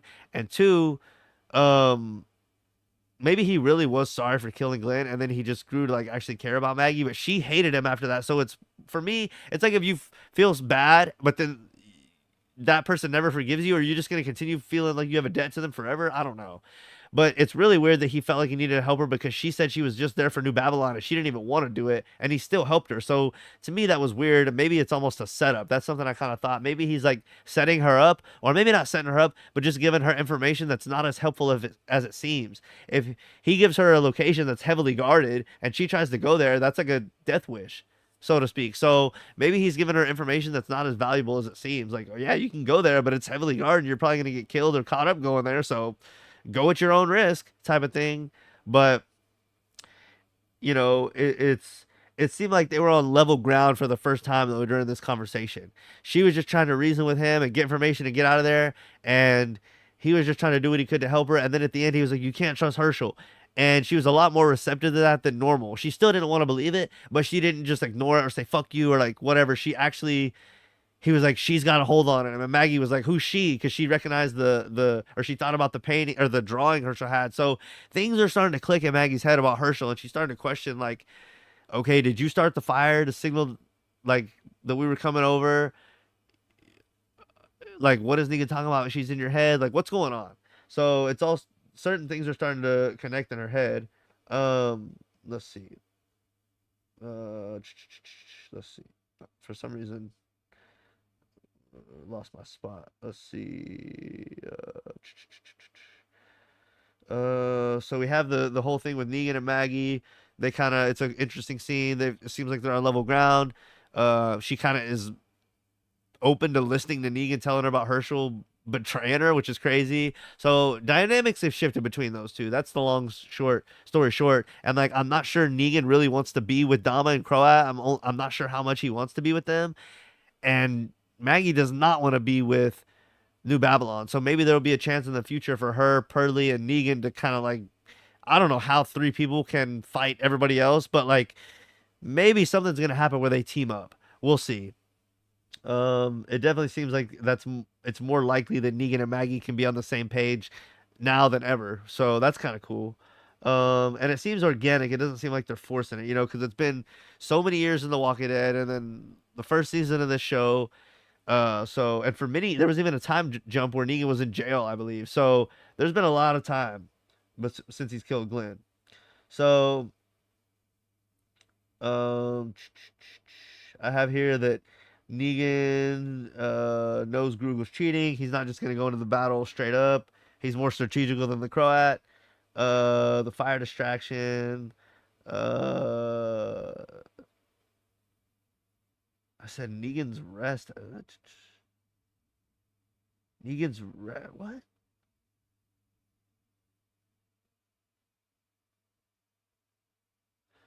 I don't know what I was trying to say here. Negan rest has tendency to go right. Oh, Negan says rats. I don't know if that's what they had at dinner, but Negan says rats has a tendency to go right through me. It's like his excuse to go to the restroom whenever the painting was burning and everyone's in there, and then he tries to like slip out the back because he hears Maggie whistling his whistle. Dama sees him leaving. She's like, "Where are you going?" He's like, "Rats tend to go right through me." It's like, whoa, that's. I wonder if there's like something more to that. So that's interesting, and so Maggie and Negan talk, blah blah blah. And then as Negan, uh, let's see, Google. Then so we have the distraction in the room with the burning painting, and I wonder if there's symbolism to that, the George Washington painting, and then it burning and that sort of thing. That'll be interesting if that has some kind of symbolism. Um, some of these things we'll have to see kind of what the resolution is to see if there was like foreshadowing or it was metaphoric for something. Um, but we have the distraction. We have Negan talk with Maggie. We have Dama talk with Herschel, and then everyone gets back together for the Walker fight. And Negan pours oil like all on his Walker, and that's kind of his way of getting a little advantage on Google. And so Negan says, "Ah, you're both slippery bastards." And I don't know if he was talking about Negan and the Walker, Negan and Croat. I kind of get the feeling he's talking about Negan and Croat, so I kind of fuck with that. Let's see. And then while the Walker battle's going on, it's kind of going and going, and then it looks like Negan's walker is gonna get the advantage because Croat's big walker bodyguard falls and slips in the oil, and then Negan's walker climbs on top and is seemingly like it's gonna win, and then the Croat like starts waving his arm and distracting him and getting the walkers to come over to him, like interfering in the fight. And then Negan's like, "What the fuck are you doing?" He's like, "Oh, it just says no touch. It doesn't say I can't like do whatever." And so Negan hops in the ring and like really distracts the walkers, but he's also distracting, which is kind of like writing. Maggie's like walking on the crosswalk and she has to go between like pillars. Croat, I mean, the Croat potentially saw Maggie. The Dama, yeah, the Croat and the Dama potentially saw Maggie, and Maggie got to see both of them. But more importantly, she got to see the Dama for the first time, and she's seen Herschel's drawing. So now she's like, "That's the woman." And so, you know, who knows if they'll be face to face? If more will come of that, I'm sure it will. But anyway, that kind of happened all during this scene. And I think it would have been more realistic if Maggie was able to like get a glimpse of them,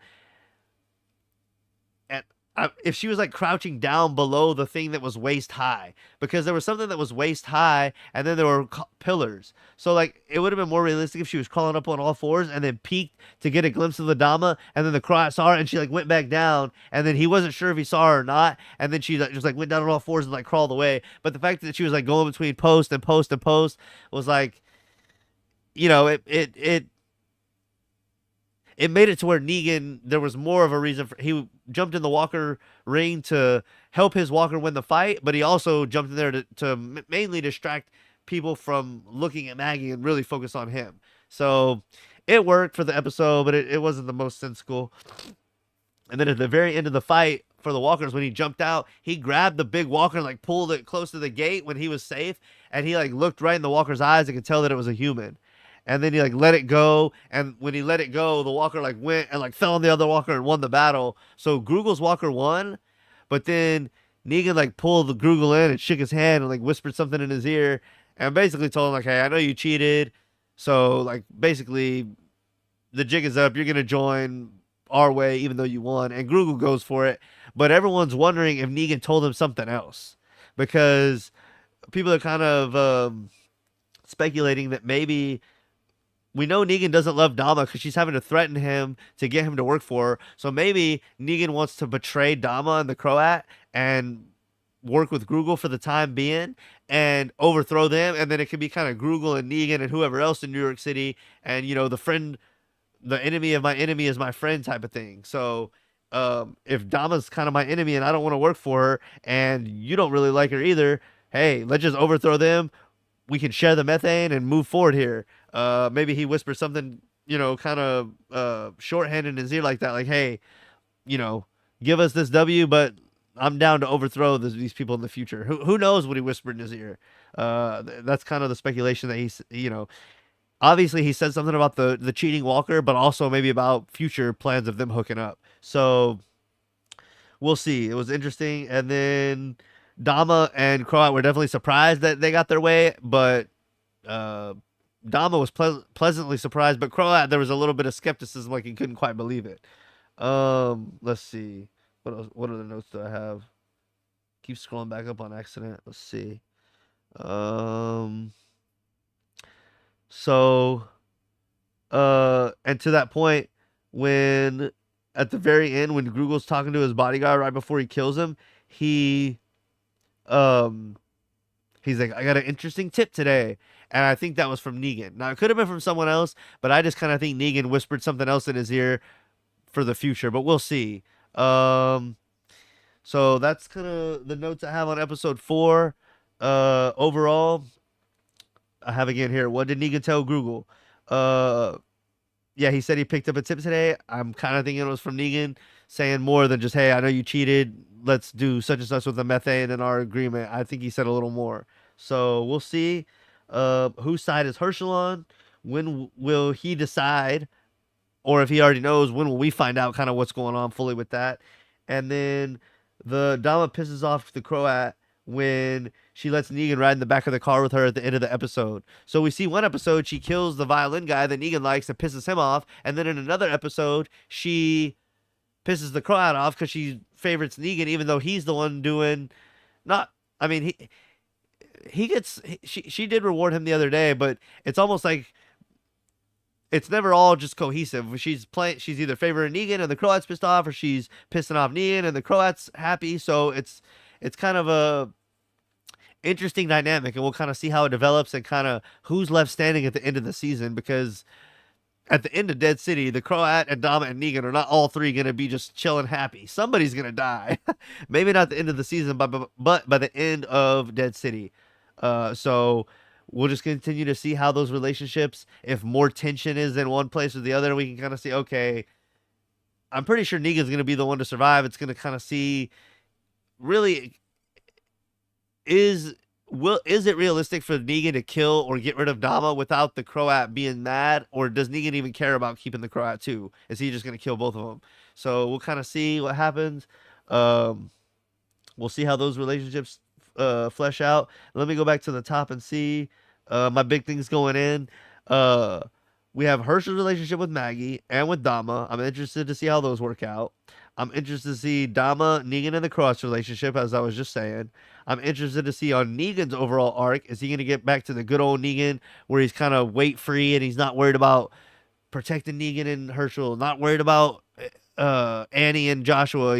He's just living life and enjoying being Negan. He's not under the Dama's thumb to do stuff because someone's gonna get killed and he's worried about getting someone killed, and he could just live and be good old Negan. And then Maggie's arc. What's gonna happen with her and Herschel? I feel like she's in a weird situation where she feel like she can't please Herschel, and like I feel like they're either gonna patch it up and move on, and they're gonna get some kind of closure where they're not gonna let Negan come between them anymore, or he's gonna fully betray her, and that's gonna lead to closure in another way. So I'll be interested to see what happens with them.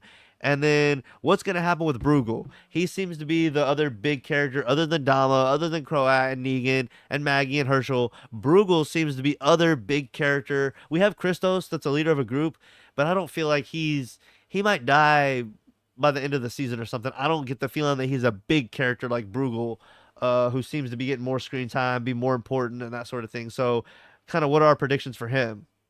Um, what do I think? I don't think, like I said, I don't think Negan, Dama, and Croat are all gonna make it, but I don't know if any of them are gonna die this season. If I had to guess, the reporter dude might die this season, and then Christos might die this season, and then between Bruegel, Croat, and Dama, I believe one of those three will die this season. Uh, but I would be hard. I would. It would be hard for me to believe that more than one of those would die this season. And then I feel like, man, I just don't know with Herschel. I feel like he's gonna end up betraying Maggie by the end of the season. I don't know if she'll figure it out fully by the end of the season, though. That's my prediction. I think Herschel will betray her for sure, and seal his fate on the opposition. But I don't know if Maggie will fully realize it by the end of this season. Uh, so we'll see. I don't know. I wish I had more intuition than that, but there's a lot going on, and we'll see. We'll see what happens. Um, these are some things that I had. That's kind of the end of my review for the the first half. More of a discussion than a review, kind of just different plot ideas, what we think is going to happen, going over some of the interesting things. Like I said, this is not me talking about the coolest things, or like, because the ship thing that I kind of glossed over was a real cool thing. And like the Walker fight was kind of a real cool thing that I kind of glossed over. But this is me talking about like the discussion things and topics that are good to discuss, what the writer's meant to do, how it's going to play out, the dynamics between characters, that sort of thing is more of the vibe of this video. So, but just to round it out, other than that stuff, I just kind of went over the dynamics that I'm looking for. So I'll put a timestamp for that, and y'all let me know what y'all are thinking about all the different dynamics between all those different people. But now we're gonna get into some other plot lines that were kind of like throughout, or just kind of like some symbolism that I kind of noticed, and that's gonna kind of be the end of the video. So y'all let me know what y'all thought. Uh, the the picture of Saturn eating his own children, the painting that was given to the Dama by Bruegel or Grugel, that was interesting and kind of disturbing, but very interesting. I think that was the meeting, one of the first meeting in the first episode with Dama, Croat and Negan, where she showed him that, and she said I don't remember who, but somebody in ancient mythology told Saturn that one of his sons was going to overthrow him, or one of his children. So he ate all his children, and then one of his children tricked him and fed him a rock instead of themselves, and it like fucked him up or whatever. So that's interesting to see the whole dynamic with Herschel and Maggie, what's going to happen, and if that has a parallel to what's kind of going on with them, and kind of the whole thing of the Pearlie and his daughters and Maggie and Herschel, and kind of the old world versus the new world, and kind of the old generation versus the young generation. And in New York too, they're trying to bring back the power, but maybe have a new world, so to speak. So we'll see if Dama's truly trying to step forward into a new world, or if she's interested in just like maintaining a lot of the things of the old world and kind of what's going on with that. But yeah, the picture of Saturn eating his own children was interesting. The rat symbolism with Dama having a rat in the first episode, and then Google having a rat in the fourth episode. We'll see if there's more with the rat symbolism and how that kind of plays out.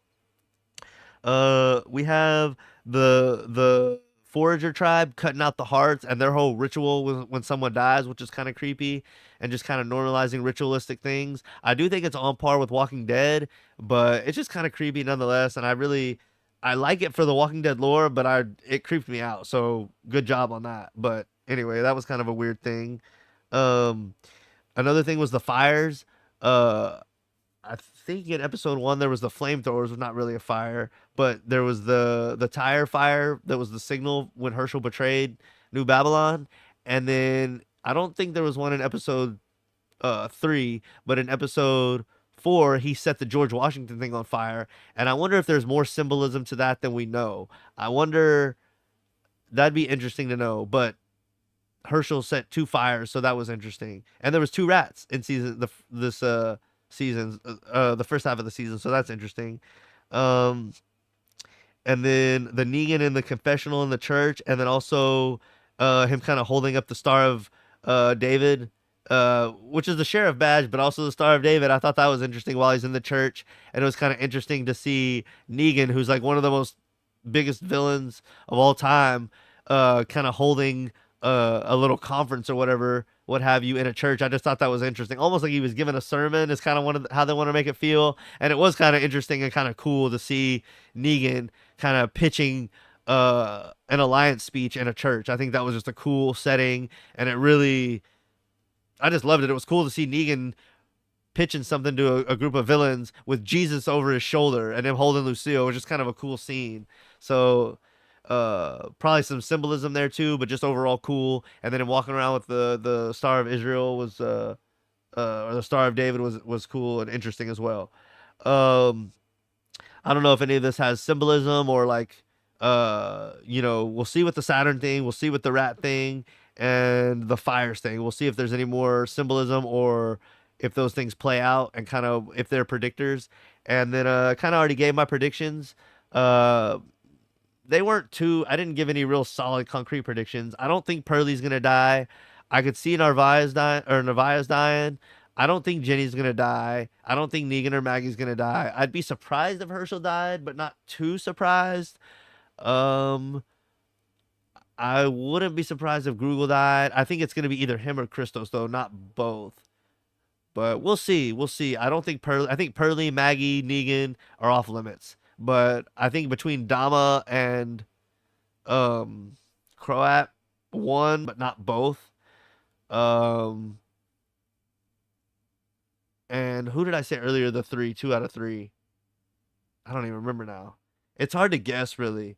But I think Pearlie, Maggie, and Negan are off guards or off limits, and anyone else I could see dying honestly. But I think there's a low chance of the Croat, low chance of Dama, and then I put Grugel and Herschel in kind of a mid tier, not off limits, but not likely. I kind of put them in a Herschel and Grugel. I feel are like in a mid thing where I wouldn't be totally surprised, but I wouldn't be surprised if they survived either, because they're somewhat big characters. But I think most of the other characters, if like Dama and Croat died, I'd be very surprised.